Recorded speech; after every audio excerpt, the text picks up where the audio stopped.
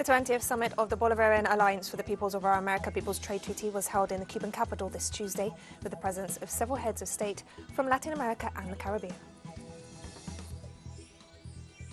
The Brazilian Attorney General's office announced this Tuesday that it's investigating former Lava Jato judge Segio Moro's relationship with a United States law firm to determine a possible conflict of interest. The Lebanese pound hit a new historic low on the black market on Tuesday as the population struggles to afford basic needs. Quarters of teleSUR English in Havana, Cuba. This is from the south. I'm Katrina Goss, and we begin here in Cuba, where the 20th summit of the Bolivarian Alliance for the Peoples of Our America People's Trade Treaty sessioned in Havana this Tuesday with the presence of several heads of state from Latin America and the Caribbean. The summit saw the discussion of the regional response to the pandemic and the need to bolster economic mechanisms to alleviate the most pressing needs for people of the region. Representatives of member countries are also celebrating the 17th anniversary of this mechanism for regional integration. Participants agreed that this anniversary serves as an opportunity to jointly evaluate measures to guarantee peace and stability, as well as political coordination in order to prevent foreign interference in their internal affairs. Among the heads of state present were host President Miguel Díaz-Canel, Bolivian President Luis Arce, Venezuelan President Nicolas Maduro, Nicaraguan President Daniel Ortega, and the Prime Ministers of St. Vincent and the Grenadines, Ralph Gonsalves, Grenada, Keith Mitchell, Dominica, Roosevelt Skerrit, and Antigua and Barbuda, Gaston Brown.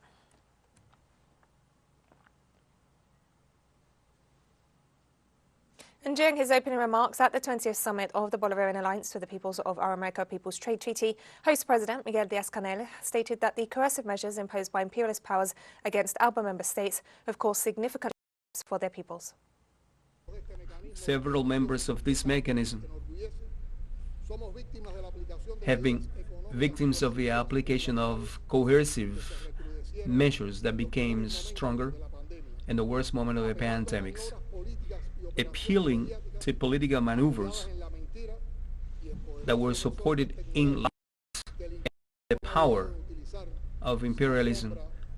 They have continued to use a number of these measures to destroy us. And Venezuelan President Nicolas Maduro highlighted that this summit offers a perfect opportunity to honor the foundation of ALBA as an alternative to fight against neoliberalism.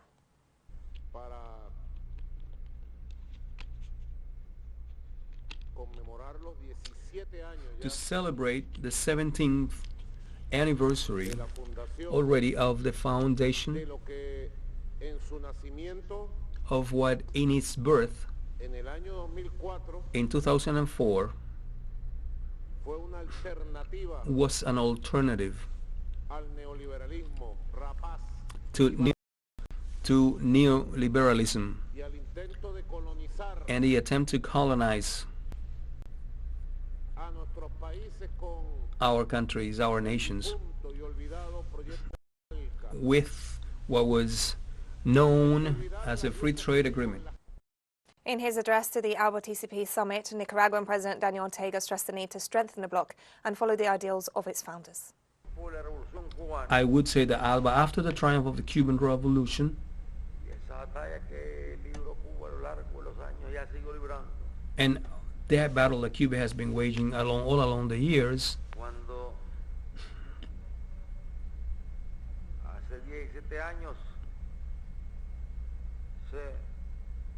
when 17 years ago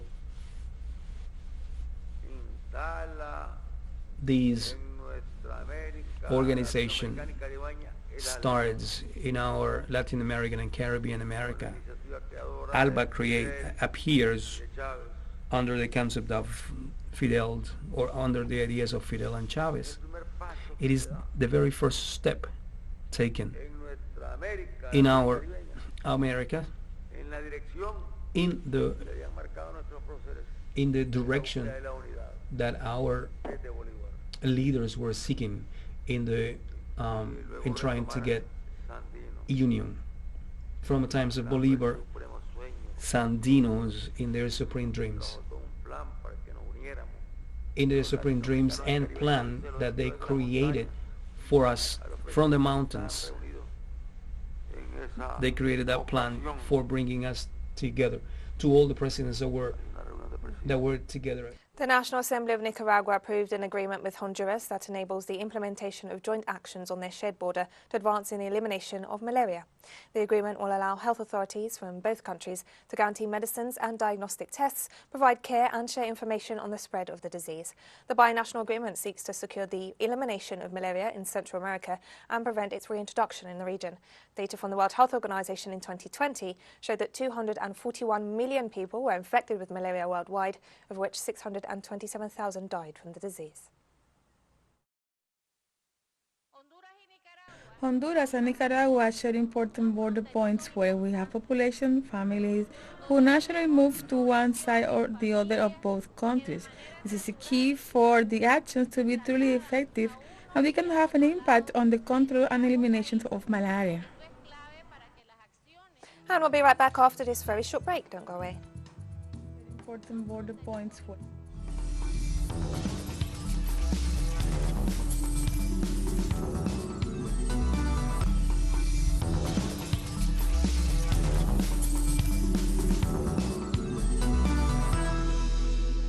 Welcome back to From the South.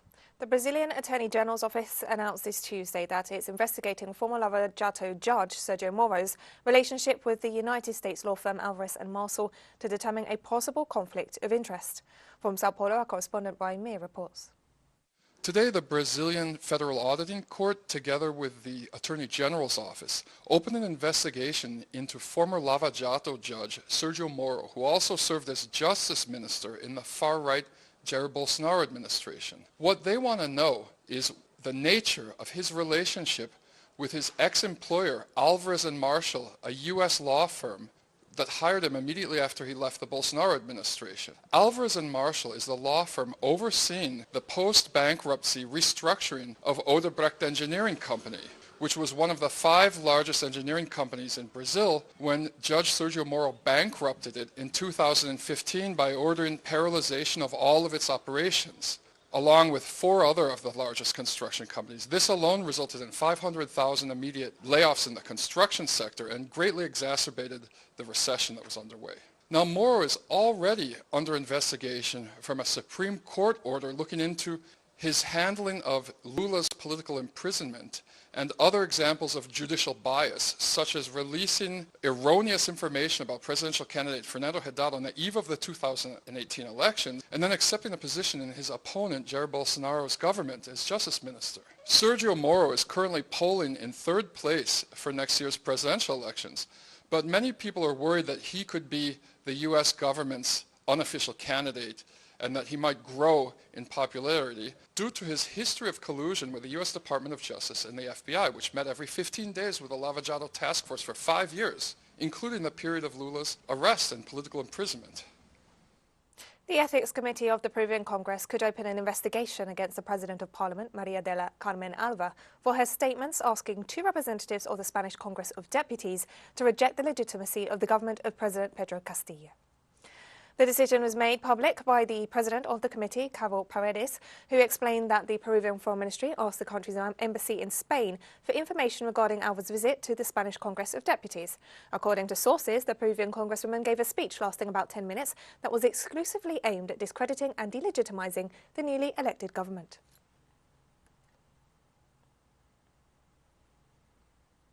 President of Mexico, Andrés Manuel López Obrador, expressed his support to his Peruvian counterpart, Pedro Castillo, and said that measures will be coordinated to back who he considers to be a leader of the country's poorest communities. We must help our neighboring countries because this not only supports a president who came from a popular movement, who is a leader proudly born in the mountains, who comes from poor communities.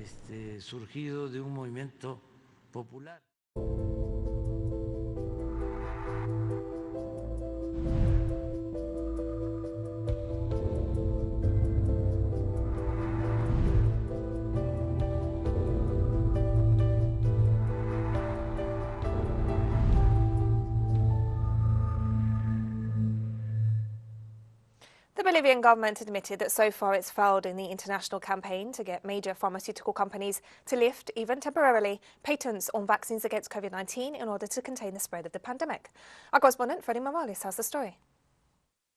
Bolivia began the year demanding vaccines against the novel coronavirus. In February, it obtained 25,000 doses of the 14 million it had proposed for the population over 18 years of age. It closes the year with a lot more, 21 million doses. The government has done everything besides bringing vaccines, mass vaccination centers, vaccination tracking, visiting center by center, neighborhood by neighborhood.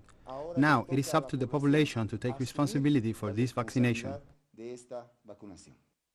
The availability of vaccines meant the extension of coverage to children over 5 years of age and the application of booster and third doses. Are people who have not been vaccinated. Let's protect the health of our people. We are entering the Christmas period. For 2 years, we have not been able to hug each other, and now we have the possibility to protect our children. But having solved so far the domestic urgencies, the frustration is evident with the so far unsuccessful government campaign at the international level for the release of vaccine patents for mass production in order to ensure worldwide access.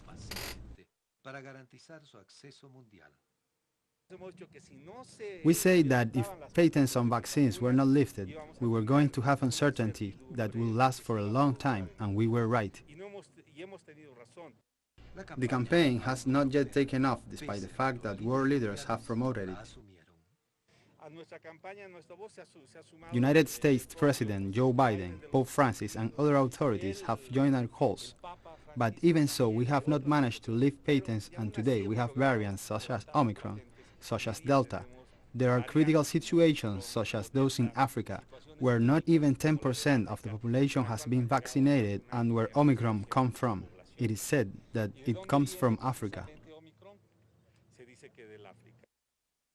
By extending vaccination from the age of 5 up, Bolivia aims to protect 10 million of its 11 million inhabitants. The so-called fourth wave has been raging for 3 weeks. Since March last year, more than 500,000 cases have been recorded, with more than 19,000 deaths. Freddy Morales, teleSUR, Bolivia. Nicaragua received over 800,000 doses of the Pfizer COVID-19 vaccine on Monday, sent by the government of France through the COVAX mechanism. The shipment was received by representatives of the Ministry of Health, France, the United Nations Children's Fund and the World Health Organization.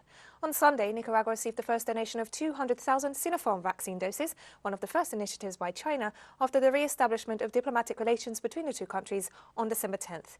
To date, 72% of the Nicaraguan population over 2 years of age has been vaccinated.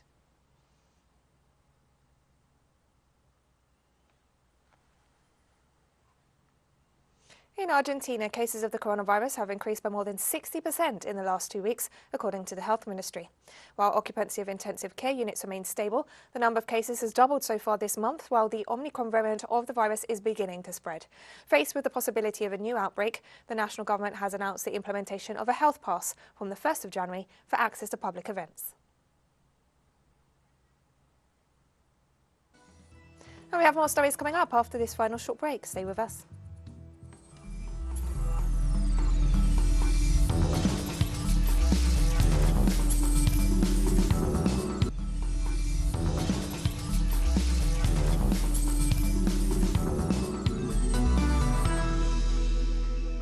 Welcome back to From the South. The Lebanese pound hit a new historic low on the black market on Tuesday as the population struggles to afford basic goods. The exchange rate plummeted to 28,500 Lebanese pounds to $1 US, a fall of 1,500 to the dollar in the space of just 24 hours. The sudden rise of the US dollar has prompted people to take to the streets in several areas of the country to protest against the steep increase in prices and dire living conditions. A number of shops and supermarkets have also closed their doors in protest against the unprecedented financial crisis.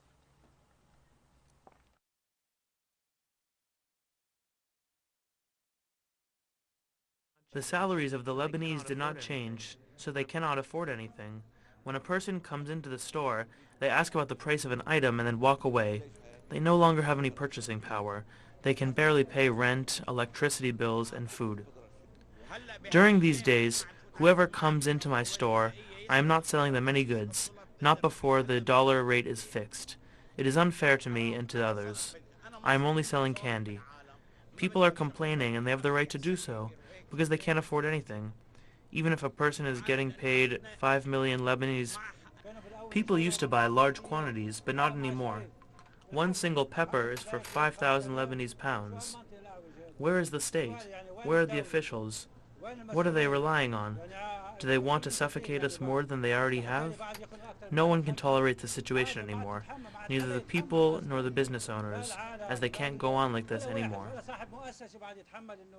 After liberating more than 90% of its territory from terrorist groups, the Syrian government, people and their allies are focusing their efforts on the diplomatic and economic fields to reach a political solution to the conflict and to break the Western blockade that hinders the normalization of the situation in this Arab nation.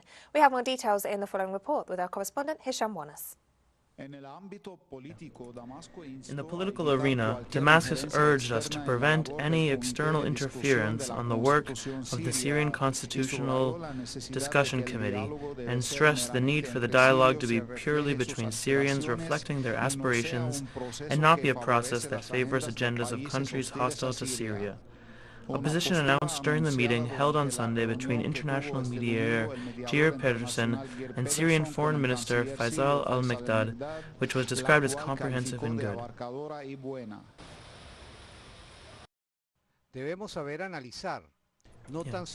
We should know and analyze not only the Arab position, but also the American, European, Turkish, Russian, and Iranian position on the unfolding of events in Syria, and I believe there is a possibility to start exploring the ways forward in the process, and I hope we can continue these consultations in Geneva in the near future.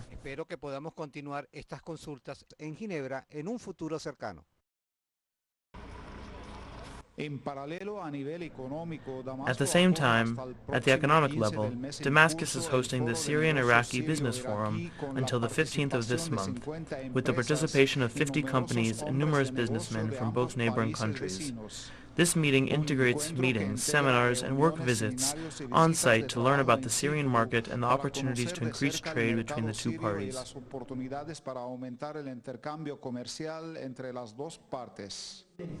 We intend in this meeting to promote cooperation between Syrian and Iraqi industrial zones and cities, as well as the creation of an agricultural investment and marketing company based on the importance of the agricultural sector in the Syrian economy, since we are a producer country and we are looking for a market and a way to export our agricultural products to our brother nation of Iraq.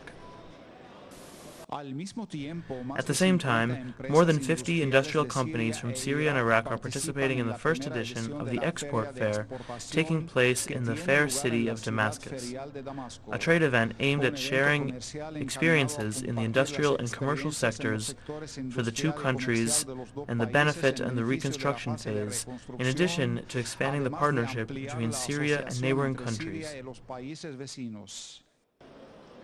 We hope that this fair will help our Syrian brothers to increase their industrial activity and increase cooperation with us in the industrial field, and we know the good quality of Syrian products, and therefore we ask Syrian businessmen to build factories in Iraq to improve the industry and economy of both countries.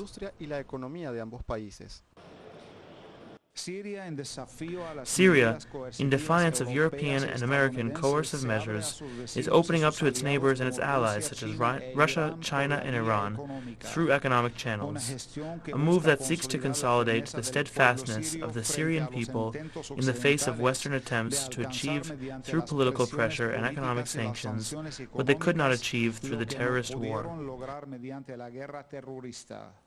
Hisham Wanas, teleSUR, Damascus, Syria. China has rejected claims by the United States that it is conducting aggressive actions in the Asia-Pacific region, stressing the US seeks to provoke misunderstandings. If the U.S., as it claims, really wants to play a genuine role in the peaceful development of the Asia-Pacific region, then it should sincerely respect the regional cooperative structure centered around ASEAN, and not draw ideological lines, form cliques, or provoke group confrontations. It should respect the common efforts of China and ASEAN to uphold peace and stability in the South China Sea, and not frequently send fleets and planes into that sea, flaunt its military strength, or stir up trouble. The U.S.'s attempt to provoke splits and misunderstandings and incite antagonism and confrontation are not welcome anywhere in the world, and will certainly not work in the Asia-Pacific region. And the Chinese Foreign Ministry also stressed that the US military will one day face justice after the Pentagon announced that no US troops or officials would face disciplinary action for a drone strike which... Summit on Democracy, the innocent Afghan people who were shot dead by the US military were brushed aside. Their families had no place to complain about their grievances. This is the harsh reality brought to the world by the US's democracy and human rights. The days when the U.S. could have its way around the world under the pretext of democracy and human rights is long gone. The day of reckoning will come for the U.S. military who have committed the crime of killing innocent civilians in many countries. And we've come to the end of this news brief. Remember, you can find these and many of the stories on our website at telesurenglish.net. You can also follow us on social media for all the latest news. We're on Facebook, Twitter, Instagram and Telegram. For TeleSUR English, I'm Katrina Goss. Thank you for watching.